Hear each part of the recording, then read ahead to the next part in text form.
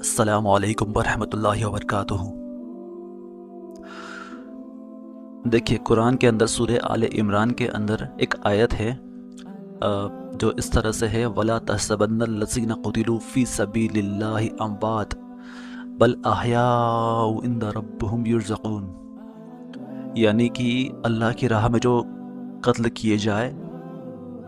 اللہ کی راہ میں جو لوگ شہید ہوتے ہیں ان کو مردہ گمان نہ کرنا، بلکہ وہ زندہ ہے مگر تمہیں شعور نہیں۔ تو شہادت کا جو مرتبہ ہے، جس کے بارے میں اکثر لوگ جانتے تو ہیں مگر پھر بھی اس کی جو ویلیو جو ہے نا اس کو سمجھتے نہیں ہیں۔ پہلی چیز تو یہ ہے کہ اکثر آبادی ایسی ہے دنیا کی کہ جو قرآن سے ہی متنفر ہے، یعنی قرآن پڑھتے ہی نہیں ہیں، اور جب بھی اس طرح کی جو آیتیں ہیں، اللہ کی راہ میں جو قتل کیے جانا یا اللہ کی راہ میں شہید ہو جانا، اس کا مرتبہ، اس کا مقام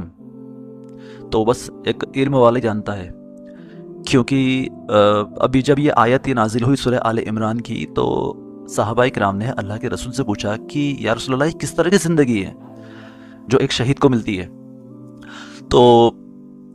اس کے بارے میں اللہ کے رسول نے فرمایا کہ جب بندہ مومن شہید ہوتا ہے، یعنی اللہ کے نام کے لیے اپنی گردن کٹواتا ہے جب بندہ مومن، تو اس کی جو روح ہوتی ہے، اللہ سبحانہ و تعالیٰ اس کی روح کو جنت کے اندر سبز پرندوں کے اندر اس کی روح کو ڈال دیتا ہے، اور وہ سبز پرندے پوری جنت کے اندر ادھر ادھر اڑتے پھرتے ہیں، پوری جنت کے اندر، اور جنت کی نعمتوں کا مزہ لیتے ہیں، اور قیامت تک وہ اس کا مزہ لیتے ہی رہیں گے۔ اور پورے دن کا جب چکر لگا کے آتے ہیں وہ سبز پرندے، جو شہید جن کی روحیں ان پرندوں کے اندر ہیں، تو جب وہ شام کو جنت کا پورا معائنہ کر کے آنے کے بعد جب شام کو آتے ہیں، اور پھر اللہ کے عرش کے نیچے کندلیں ہیں، ان کندلوں کے اندر آ کے بیٹھ جاتے ہیں، اور جب وہاں آ کے بیٹھ جاتے ہیں تو پھر اللہ ان سے پوچھتا ہے کہ ہاں اور کوئی نعمت چاہیے، مطلب لذت آ رہی ہے، اور کوئی نعمت چاہیے اس کے علاوہ؟ تو وہ شہید کہتے ہیں کہ یا اللہ، تو نے ہمیں اتنی نعمتوں سے نوازا، تو نے ہمیں اتنا بڑا انعام دیا اور اتنی چیزیں دی ہے، اس کے علاوہ ہمیں اور کیا چاہیے؟ پھر اللہ ان سے بار بار اصرار کرتا ہے اس بات کو لے کر کہ کوئی اور نعمت چاہیے، کوئی اور نعمت چاہیے۔ اس طرح سے اللہ بار بار ان لوگوں سے اصرار کرتا ہے، ان سبز پرندوں سے جن کے اندر روح ہے، ان شہیدوں کی۔ تو پھر وہ شہید کہتے ہیں کہ اللہ، صرف ایک ہی خواہش ہے کہ تو ہمیں واپس سے دنیا میں بھیج دے، کہ ہم واپس سے دنیا میں جائیں اور پھر واپس سے تیری راہ میں شہید ہو، پھر واپس لوٹ کے تیرے پاس آئیں۔ یعنی بار بار شہید ہونے کی جو خواہش ہے، کیونکہ جو لذت ہے شہادت کے ٹائم پر، جو لذت انسان کو ملتی ہے نا، جب بندے مومن کو اس ٹائم پر جو لذت ملتی ہے،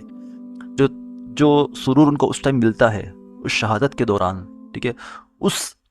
لذت کے لیے وہ دوبارہ شہید ہونے کے لیے تیار ہے۔ مطلب بار بار ہمیں شہید کیا جائے اور واپس سے تیرے پاس لوٹ کر آئے، ٹھیک ہے، وہ تو پھر دوبارہ نہیں مل پائے گی۔ پھر اللہ کہتا ہے کہ نہیں، وہ چیز نہیں ہو سکتی، اس کے علاوہ کچھ اور مانگنا ہے تو مانگو یہ چیز۔ اور اسی کہتے ہیں، مطلب اپنے نبی نے بھی ایک خواہش ظاہر کری ہے اللہ کی راہ میں شہید ہونے کی، اور اس کو آپ دیکھیے، اصرار دیکھیے اپنے نبی کا، اپنے نبی نے بار بار دہرایا ہے اس چیز کو۔ تو اللہ کی راہ میں شہید ہونے کی جو لذت ہے، ٹھیک ہے، وہ تو پھر ایک انکریڈیبل چیز ہے، یعنی اس کو ٹیسٹ کرنا ہر کسی کے بس کی بات بھی نہیں ہے، کیونکہ جس نے بس اپنا تن من دھن سب اللہ کی راہ کے لیے قربان کرنا ہے، ٹھیک ہے، صرف وہی اس ٹیسٹ کو پا پائے گا،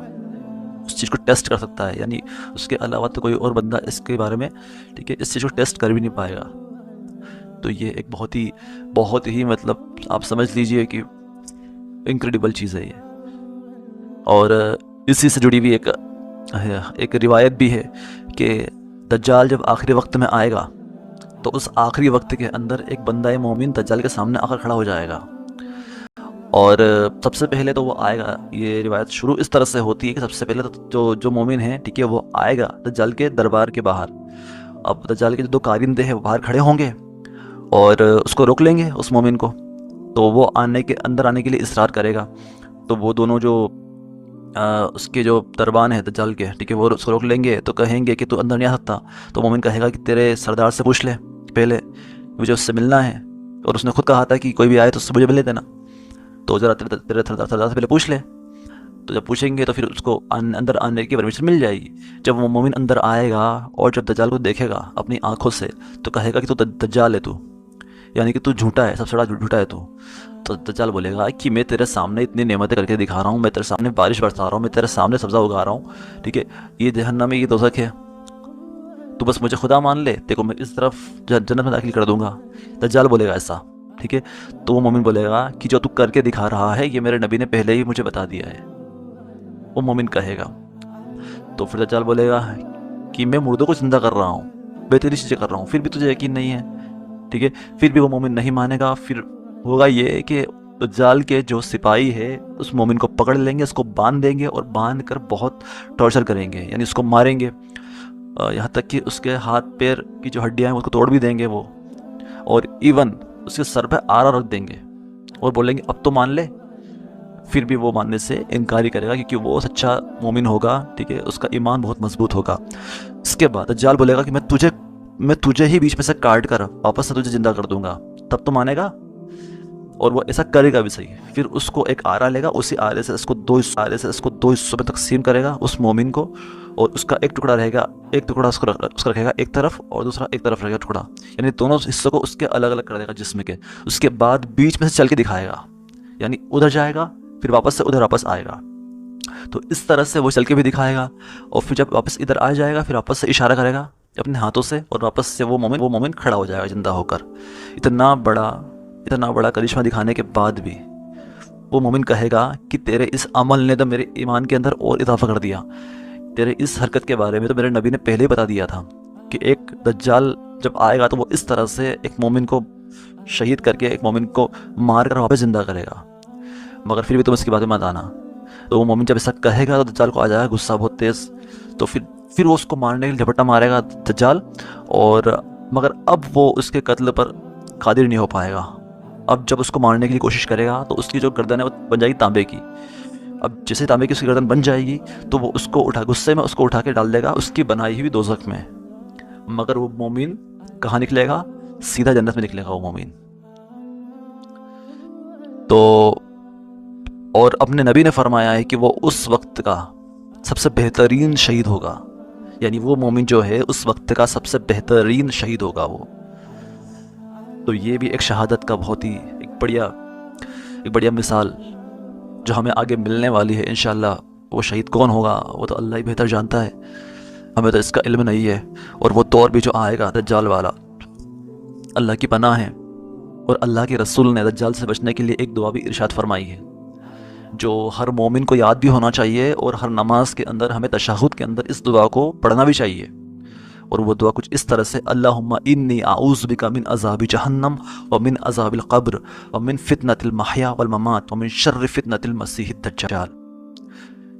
کہ اللہ کے نبی نے فرمایا کہ 3 چیزوں سے اللہ کی پناہ مانگو: قبر کے عذاب سے، جہنم کی آگ سے، اور دجال کے فتنے سے۔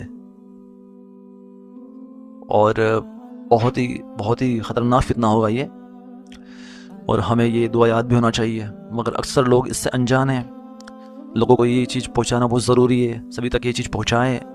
تاکہ لوگ اس سے ایجوکیٹ ہو اور اس کو یاد کر کے اپنے عمل میں لے کے آئیں، تاکہ دجال کے فتنے سے، جو کہ بہت ہی بڑا فتنہ ہے، سب سے بڑا فتنہ انسانیت کا دجال ہی ہے جو آنے والا ہے، اور جس کی آزمائش کے اندر ساری انسانیت تپے گی۔ اس سے بچنا بہت مشکل ہے، بہت کم لوگ بچ پائیں گے دجال کے فتنے سے، بہت ہی کم لوگ بچ پائیں گے۔ اور اس کی مثال آپ کو بتاتا ہوں میں، ایک حدیث کے اندر ہی مل جائے گی آپ کو۔ ایک حدیث ہے جس کے اندر کچھ اس طرح سے روایت کیا گیا ہے کہ سب سے بڑی جنگ ہے وہ، اس کے اندر، اس حدیث کے اندر پوری ڈیٹیل ہے دنیا کی سب سے بڑی جنگ کی، اور وہ قیامت کے نزدیک ہی ہوگی وہ جنگ، اور وہ جنگ ہوگی مسلمانوں کے بیچ میں اور کرسچنوں کے بیچ میں، یعنی عیسائی جو ہے نا، عیسائی اور مسلمانوں کے بیچ میں وہ جنگ ہوگی۔ اور اس کے بارے میں تو میں نے آلریڈی ایک ویڈیو میں بتا دیا ہے۔ تو اسی کے اندر آتا ہے کہ جب مسلمان جو ترکی والا حصہ ہے، جب وہاں سے پلٹ کر واپس سے مدینے کی طرف آ رہے ہوں گے، تو راستے میں آ کر سیریا، شام کا جو حصہ ہے، شام کی جو کیپٹل ہے دمشق، وہاں پر ایک مسجد ہے، جامع مسجد، وہاں پر آ کر وہ لوگ نماز کے لیے رکیں گے۔ تو جب وہ لوگ رک جائیں گے اندر نماز پڑھنے کے لیے، اندر آ جائیں گے، یعنی امام مہدی بھی ساتھ میں ہوں گے اور ساتھ میں ان کے ساتھی بھی ساتھ میں ہوں گے، اور وہاں پر اس مسجد کے اندر جب وہ نماز پڑھنے کے لیے اندر آ چکے ہوں گے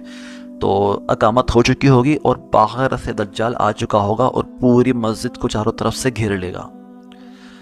اور اندر نماز کے لیے اقامت کہی جا چکی ہوگی۔ اتنے میں اللہ کی مدد آسمان سے آئے گی اور آسمان سے عیسیٰ علیہ السلام 2 فرشتوں کے کندھوں پر ہاتھ رکھ کر آسمان سے اتریں گے، اور جب آسمان سے اتریں گے جو مشرقی مینار ہے اس پر، اور پھر نیچے آئیں گے، اور پھر نماز جب آئیں گے امام کے پاس، یعنی کہ امام مہدی کے پاس جب آئیں گے وہ، تو امام مہدی کہیں گے آپ اللہ کے رسول ہیں، آپ نماز پڑھائیے۔ تو عیسیٰ علیہ السلام کہیں گے نہیں، اس امت کے امیر ابھی آپ ہے تو آپ نماز پڑھائیے۔ پھر وہ نماز پڑھائیں گے امام مہدی، ان کے پیچھے عیسیٰ علیہ السلام نماز بھی پڑھیں گے۔ نماز ہونے کے بعد جب باہر آئیں گے پھر دجال سے لڑائی ہوگی، اور اس طرح سے پوری آنورڈ حدیث چلتی ہے آگے۔ مگر یہاں پر ایک سمجھنے والی چیز یہ ہے کہ اس مسجد کے اندر جو لوگ ہوں گے جو امام مہدی کے ساتھی بنیں گے، صرف وہی کوانٹٹی ہے جو مضبوط ایمان والے، ظلم کے خلاف لڑنے والے اصل مومن بچے ہوں گے دنیا کے اندر، اور باقی تو اکثریت یا تو شہید ہو چکے ہوں گے یا اس کے فتنے میں پڑ چکے ہوں گے۔ اب آپ کو حیرانی ہوگی جان گے کہ ذرا اس مسجد کی جو کوانٹٹی آپ چیک کر لینا ذرا گوگل پر جا کر، سم تھنگ 15,000 یا 20,000 کے سم تھنگ کوانٹٹی بنتی ہے، اور آج مسلمان کتنے ہیں؟ 200 کروڑ کے سم تھنگ ہے۔ تو بہت ہی کم کوانٹٹی اس کے فتنے سے بچ کر امام مہدی تک پہنچ پائے گی۔ تو ایمان کو مضبوط کرنے کا وقت آ چکا ہے، اور آپ کو یہ دعا یاد ہونا چاہیے۔ اگر یہ دعا اگر آپ کو یاد نہیں ہوئی، بہت ٹف، بہت ہی مشکل ہو پائے گا، پھر بہت ہی مشکل سے آپ بچ پائیں گے اس کے فتنے سے۔ پھر تو میں، آپ یا کوئی بھی ہو، کوئی بھی عام مسلمان جو ہے، میری طرح جو عام مسلمان ہے، وہ اگر اللہ کے رسول کے بتائے ہوئے قوانین پہ عمل نہیں کیا تو بہت مشکل ہے، پھر تو ممکن ہی نہیں ہے بچ پانا، ممکن ہی نہیں بچ پانا دجال کے فتنے سے۔